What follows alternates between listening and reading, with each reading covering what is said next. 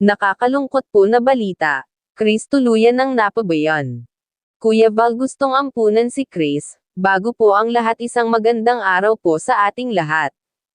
Palagi po natin suportahan ang ama ng Kalingap na si Val Santos Matubang, at Kalingap Rob para mas marami pa silang matulungan, na mga kababayan nating mahihirap.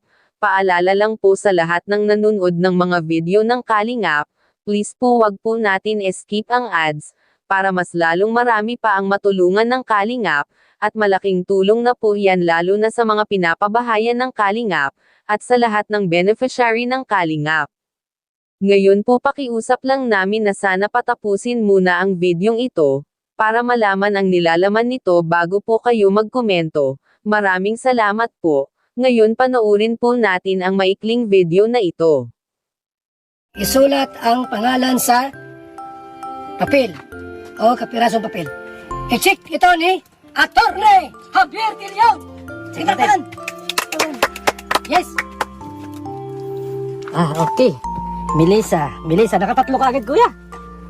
20, ano? Yes! Wala ko pa natin. Tatlong na isulat. Correct. Ang bilis ng improvement. Patingin sa iba eh. Ilan ang naisulat mo? Dalawa si Bia. Dalawa. Grabe. Ibig sabihin, mabibilis na ang response. Tatlo sa kanya, dalawa kay Bia. Yan. Sa iyo, Buncho. Patingin. Ay, wala si ate. Wala si ate. Wala pa siya. Oo, hindi ba, ano masyado si ate. Yung dalawa, talagang may improvement na. Okay, pati yan. Kasi ano siya talaga, ibig sabihin ko, 18 years old na. Slow learner. Slow na siya. Hindi katulad itong dalawa na ito talaga. May pag-asa pa yung dalawa. Oo. Pero may pag-asa pa naman din si ate ko. Napag-asa pa yan. Okay. Yamang inyong nasulat ang ating unang pagsusulit. O yan mo na. Sige, naisul mo sila. Okay. Ating palakpakan. Nay, itong si panganay mong anak, si Chris, ha? Habang wala kami, turuan mo ha?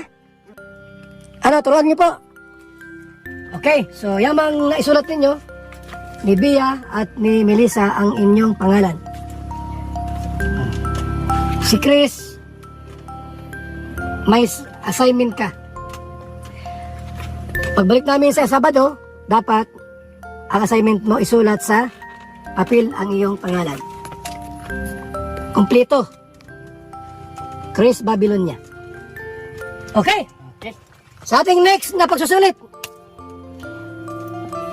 Ito, medyo mahirap ito.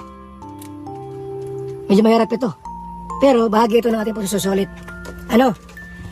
Isulat sa papel ang pangalan ng inyong guro. Narinig nyo? Tulitin ko ulit yung tanong. Para sa ating pagsusulit. Isulat sa papel ang pangalan ng inyong guro. Ako mabilang 20. Lalabas mo na ako dito ha? Para walang starbus. Ngayon po napansin ni Kuya Val si Chris, na napabayan na po. Kasi kung maalala nyo sa mga unang vlog namin, ay hindi pa siya gaano ganito ngayon. Sa mga unang vlog po mga ka-viewers namin sa kanya, ay siya po palagi ang nakikipag-usap, sa tuwing pumupunta po ang Team Kalingap sa kanila. Sumasagot po siya at hindi po nahihiya ay Chris, ngayon po bakit ganito na siya? Hindi na rin po nakikipagsabayan sa mga kapatid niya at palagi natulala si Chris mga ka-viewers.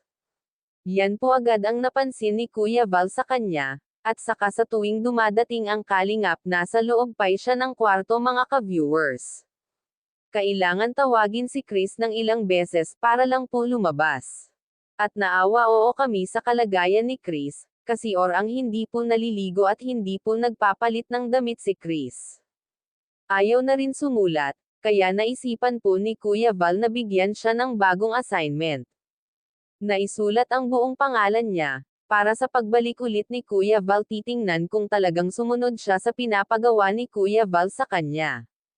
Sa mga napansin po ni Kuya Val kay Chris, pinagsabihan po si nanay na dapat palaging kausapin ang mga anak niya.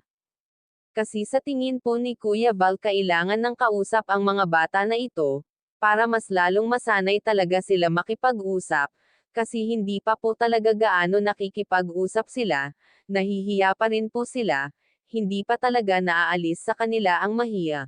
Kaya need talaga nakausapin ng nanay nila, na masanay po talaga makipag-usap. Sana naman po sundin ni nanay ang inuutos ni Kuya Val sa kanya, kasi para naman yan sa mga anak niya.